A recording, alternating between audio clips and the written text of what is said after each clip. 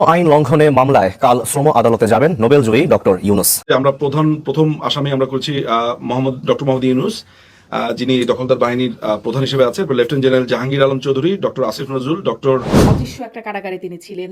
তার নামে অনেক কিছু হয়েছে যার কিছুই তিনি জানতেন না। তখন থেকে কিন্তু আমি বলছিলাম যে রাষ্ট্রপতির এই আদেশের জারির ক্ষমতা নাই, তবে উনি রাবার স্ট্যাম্প রাষ্ট্রপতি।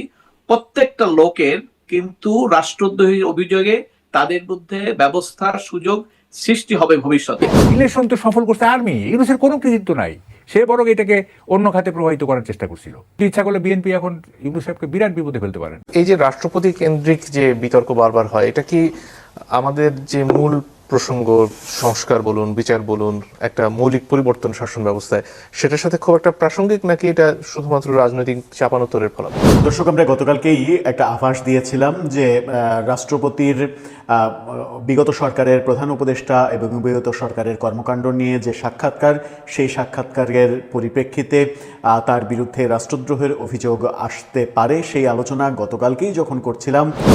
এবং আমাদের এই বাংলাদেশে কোনো রাষ্ট্রপতি রাষ্ট্র ক্ষমতায় থেকে এরকম নাতিদীর্ঘ সাক্ষাৎকার কোনো জাতীয় দৈনিকে দিয়েছেন, এটা যেভাবে আমি দেখিনি। আর সেই সাক্ষাৎকারের মধ্যে নিজের অপমান, নিজের বেদনা, নিজের গ্লানি, নিজের কষ্ট এবং অপমান যেভাবে তিনি ফুটিয়ে তুলেছেন, সেটি সারা দেশের মানুষকে নিদারুণভাবে নাড়া দিয়েছে। প্রিয় দর্শক, এতক্ষণ দেখছিলেন সংবাদ শিরোনাম। সংবাদ শিরোনাম হতেই হয়তো আপনারা কিছুটা আঁচ করতে পারছেন আজকের এই ভিডিওটি আপনাদের জন্য কতটা গুরুত্বপূর্ণ হতে যাচ্ছে। প্রিয় দর্শক, এবার রাষ্ট্রপতি ইস্যুতে ডক্টর ইউনূস রাষ্ট্রদ্রোহী মামলায় গ্রেপ্তার হতে পারেন, এই বিষয়টি নিয়ে আজকের এই প্রতিবেদন। তাই দর্শক, আপনাদের কাছে ছোট্ট একটি অনুরোধ, ভিডিওটি না টেনে একেবারেই শেষ পর্যন্ত দেখতে থাকুন। তো চলুন দর্শক, মূল ভিডিও শুরু করা যাক। ইলেকশন তো সফল করছে আর্মি, ইউনূসের কোনো কৃতিত্ব নাই। সে বরং এটাকে অন্য খাতে প্রবাহিত করার চেষ্টা করছিল।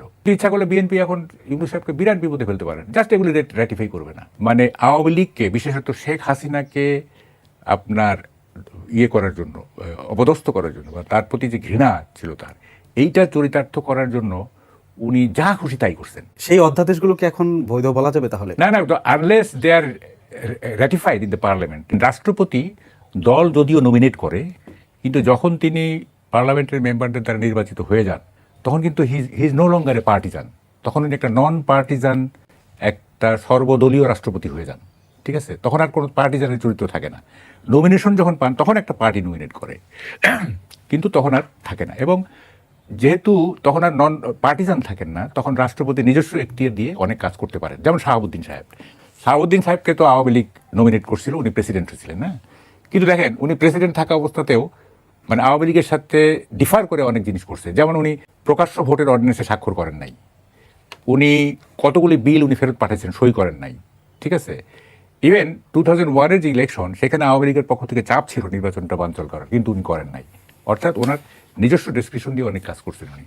তার মানে পার্টি নমিনেটেড প্রেসিডেন্ট মানেই যে সে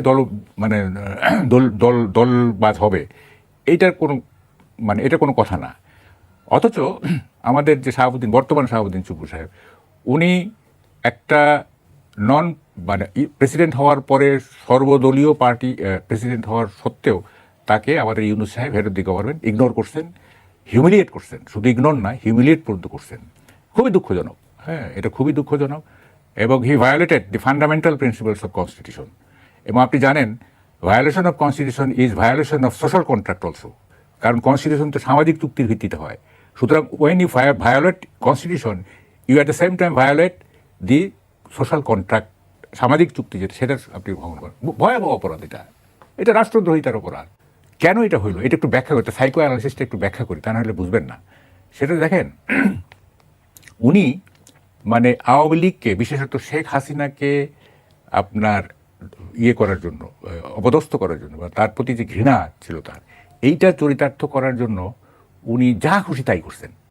রাষ্ট্রপতি জনাব শাহাবুদ্দিন চুপ্পু, তিনি সম্প্রতি বাংলাদেশের অন্যতম শীর্ষ দৈনিক কালের কণ্ঠ, সেখানে একটি নাতিদীর্ঘ সাক্ষাৎকার দিয়েছেন। কালের কণ্ঠের নির্বাহী সম্পাদক নিজে বঙ্গভবনে উপস্থিত হয়ে এই সাক্ষাৎকারটি গ্রহণ করেছেন।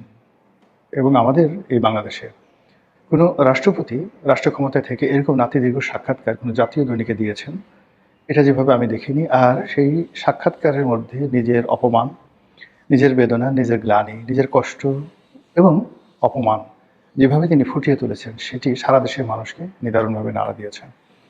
আমরা যারা বাইরে আছি তারা হয়তো মনে করি যে রাষ্ট্রপতি মানে একটা বিরাট ব্যাপার, তিনি সেখানে রাজার হালে আছেন, পায়ের উপর পা তুলে বসেছেন, প্রতি অক্তে তার জন্য শাহী খাবার তৈরি হয়, তার জন্য ডাক্তার আছে, তার নামাজ পড়ার জন্য আলাদা জায়গা আছে, ব্যায়ামাগার আছে, আরও কত কি। কিন্তু ওখানে বসে একজন মানুষ যে অসহায় হতে পারেন, একজন মানুষ যে অপমানিত হতে পারেন, একজন মানুষ যে বন্ধিত্ব বরণ করতে পারেন, একজন মানুষের জীবন যে পশুর মতো অবমাননাকর পর্যায়ে পৌঁছে যেতে পারে, তা এই কালের কণ্ঠের সাক্ষাৎকারে জনাব শাহাবুদ্দিন চুপ্পু যেভাবে বলেছেন, আর যিনি সাক্ষাৎকার করেছেন নিখুঁতভাবে তিনি তার কলমের মাধ্যমে যে সাক্ষাৎকার, যে বিষয়বস্তু, সেই বিষয়বস্তু যেভাবে ফুটিয়ে তুলেছেন, সেগুলো নিয়ে এখন বাংলাদেশে রীতিমতো তোলপাড় চলছে। কালের কণ্ঠের এই রিপোর্টটি নিয়ে দেশের প্রথম সারির সব পত্রপত্রিকা নিউজ করেছে রাষ্ট্রপতির এই বক্তব্য নিয়ে। এমনকি কালের কণ্ঠকে যারা দেখতে পারে না, প্রথম আলো, ডেইলি স্টার, তারাও এই সাক্ষাৎকারটিকে রেফারেন্স হিসেবে ব্যবহার করে একের পর এক উপর্যুপরি রিপোর্ট ছাপাচ্ছে। দেশের গণমাধ্যমগুলো একটার পর একটা রিপোর্ট করছে। আমরা যারা পডকাস্ট তৈরি করছি বা আমরা যারা কন্টেন্ট তৈরি করছি, আমরা কিন্তু একই কথা বারবার বলে যাচ্ছি। কারণ হলো রাষ্ট্রপতির এই বক্তব্য তার একার নয়, তার এই বক্তব্য পুরো জাতির। তিনি যে অপমানিত হয়েছেন, লাঞ্ছিত হয়েছেন, তিনি ব্যক্তি শাহাবুদ্দিন চুপ্পু লাঞ্ছিত হননি, তিনি লাঞ্ছিত হয়েছেন 18 কোটি বাংলাদেশি মানুষকে নিয়ে। এত বড় একটা বিপ্লবের পর এবং এত বড় একটা লড়াই সংগ্রামে বিপ্লবীদের বিজয়ের পর যে রাষ্ট্রপতি মূলত বলতে গেলে বাধ্য হয়েছেন অবনত মস্তকে বিপ্লবী সরকারের, গণঅভ্যুত্থানের সরকারের সকল আদেশ, নির্দেশ, অনুরোধ মান্য করার। তিনি সসম্মানে চলে যেতে পারতেন, তাকে বিদায় দেওয়া হতে পারত, কিন্তু সেটা না করে তাকে যে অমানবিক নির্যাতন করা হয়েছে, তাকে আটকে রেখে অনেকটা বন্দিত্বের মতো অবস্থায় ফেলে তাকে যেভাবে খোঁচানো হয়েছে, যেভাবে একজন মানুষকে যদি একটা মানে যাকে বলা হয় রুমের মধ্যে রেখে চারিদিকে বিষধর গোখরা সাপ ছেড়ে দেওয়া হয়, তখন সেই মানুষটির মনোজগতে যে ভয় এবং ভীতিকর অবস্থা তৈরি হবে, ঠিক একই অবস্থা রাষ্ট্রপতি গত 17 মাস ধরে ভোগ করেছেন।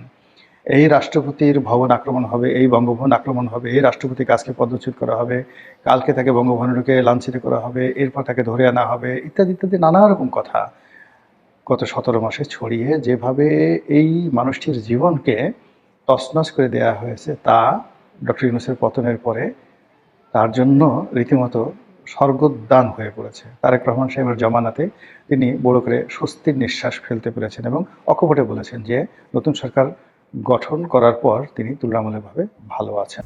তো প্রিয় দর্শক, এতক্ষণ আমাদের সাথে থাকার জন্য আপনাদের অসংখ্য ধন্যবাদ। আর হ্যাঁ, আজকের এই উক্ত বিষয়টি হতে আপনারা কি বুঝতে পেরেছেন তা অবশ্যই আমাদের কমেন্ট করে জানাতে ভুলবেন না।